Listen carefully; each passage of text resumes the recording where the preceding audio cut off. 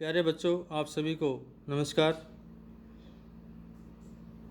इससे पूर्व कालांश में जैसा कि आपको विदित है, हमने ईशावास्य उपनिषद के 8वें मंत्र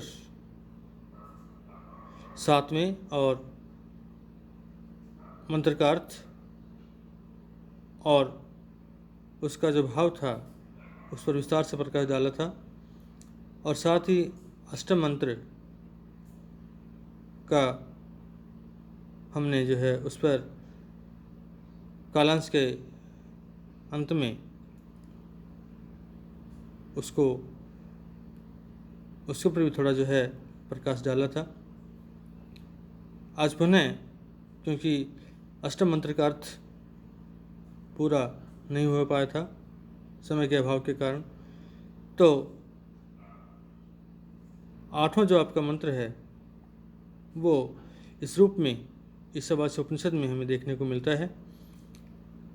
किसे पर्यगात शुक्रम अकायम अवर्णम ऐस्नावीरम शुद्धम अपाप विद्धम कबीर मनसी परिभू स्वयंभूर याथा तथ्य तो अर्थान वेदधात शाश्वतिभ्य समाभ्य। इस तरह से अष्टम मंत्र जो आपका इस ईशावास्य उपनिषद में हमें देखने को मिलता है, और इस मंत्र के तहत इसके अंतर्गत उस परब्रह्म परमेश्वर अर्थात उस परमात्मा के स्वरूप और गुणों को इसमें स्पष्ट किया गया है कि उस परमात्मा का स्वरूप कैसा है और उनमें कौन कौन से गुण जो हैं समाहित हैं। तो इस तरह से उनके स्वरूप, उस परमात्मा के स्वरूप और जो गुण हैं उनको इस मंत्र के तहत बतलाया गया है, या इस मंत्र के अंतर्गत उन पर प्रकाश डाला गया है कि से वह आत्म तत्व परिगात अर्थात चारों ओर व्याप्त है। वह आत्म तत्व जो है चारों ओर व्याप्त है, अर्थात वह जो परब्रह्म है, परमात्मा है, वह इस सृष्टि के, इस पृथ्वी के कण कण में यूँ कहें वह विद्यमान है, अर्थात सब स्थान में पहुँचा हुआ है। ऐसा कोई स्थान नहीं है जहाँ पर वह पहुँचा हुआ नहीं है या उसकी पहुँच से दूर हो। और वह शुक्रम तेजस्वी अकायम काया आदि से, शरीर आदि से रहित, अवर्णम और किसी भी तरह के वर्ण अर्थात दोष से रहित, ऐस्नावीरम और स्नायु आदि से रहित, स्नायु सिर आदि से रहित, शुद्ध अर्थात पवित्र, अपाप विद्धम और किसी भी तरह के पाप से वह बंधा हुआ नहीं है, अर्थात निष्पाप है, अर्थात पाप रहित है। और वह कवि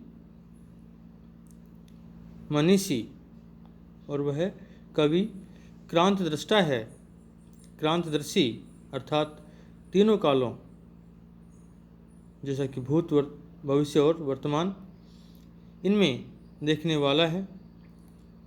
कवियों क्रांत दृष्टा अर्थात जो तीनों कालों को, तीनों समय को एक साथ देखने की क्षमता रखता हो, वही कवि कहलाता है। वही क्रांतदर्शी है, त्रिकालदर्शी है। और मनीषी अर्थात सर्वज्ञ है, ज्ञाता है। परिभू सर्वश्रेष्ठ या सर्वत्र व्याप्त है, स्वयंभू और अपनी शक्ति से उत्पन्न होने वाला है, शाश्वतीभ्य और शाश्वत या अनादि है, समाभ्य काल से या वर्षों से यथातथ्यतः और योग्य रीति से अर्थात उचित रूप से अर्थान पदार्थों को वेदधात स्थापित किया है या विभक्त किया है। तो इस तरह से इस मंत्र के तहत इसके अंतर्गत उस परमात्मा के स्वरूप और गुणों को इस रूप में स्पष्ट किया गया है। और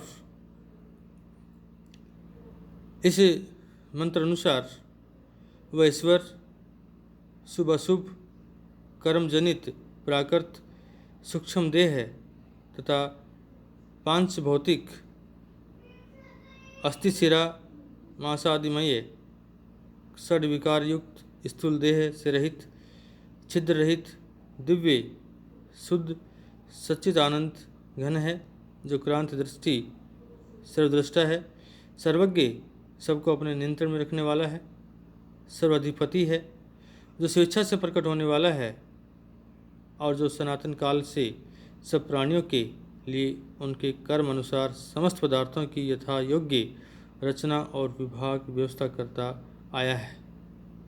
तो इस तरह से हमें इस मंत्र के तहत उस परमात्मा के स्वरूप और गुणों का जो प्रतिपादन किया गया इसमें वह देखने को मिलता है। यहाँ जो इसमें एकाय शब्द आया है आपका, वह अर्थात वह शरीर आदि से रहित है, लिंग शरीर और कारण शरीर से परे है। अवर्णम से तात्पर्य है कि वह घाव रहित है। अवर्णम वह घाव रहित है अर्थात दोष आदि से रहित है। शरीर में घाव होने से उसके कष्ट से जीव को कष्ट होता है, आत्मा शरीर नहीं है, अतएव शरीर के व्रण दंश आदि कष्टों से वह सदा अप्रभावित रहता है। अपाप युद्धम अर्थात वह पुण्य अर्थात पाप और पुण्य शरीर के और मन के धर्म हैं। पाप और जो पुण्य हैं वो शरीर और इस मन के धर्म हैं, अतः आत्मा पाप और पुण्य से रहित है। न पुण्य पापे मम नास्ति नाशय, और कवि आत्मा कवि है, वह क्रांतिदर्शी है अर्थात त्रिकालदर्शी है। मनीषी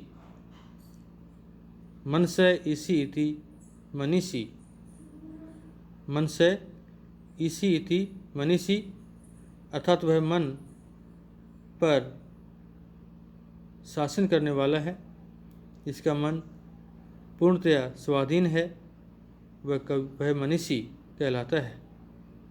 मनीषी शब्द का अर्थ क्या हुआ या उसकी व्युत्पत्ति अपने आप में कि मनसय ईसी इति मनीषी, कि मनसय ईसी इति मनीषी कि जो मन पर शासन करने वाला है, मनसय मन पर ईसी शासन करने वाला है, इति मनीषी वह मनीषी है अर्थात मनीषी कहलाता है। परिभू और वह मनीषी चारों ओर सर्वत्र रहने वाला है अर्थात सर्वत्र व्याप्त है। कि परिभवती तिरस्करोति वासना जालमिति परिभू, परिभवती तिरस्करोति वासना जालमिति परिभू अर्थात जो वासना जाल को, जो वासना के जाल को छिन्न भिन्न कर देता है, जो वासना आदि के जाल को छिन्न भिन्न कर देता है,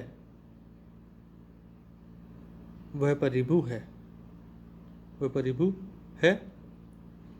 और स्वयंभू आत्मा स्वयंभू अर्थात स्वयं प्रकट होने वाला है।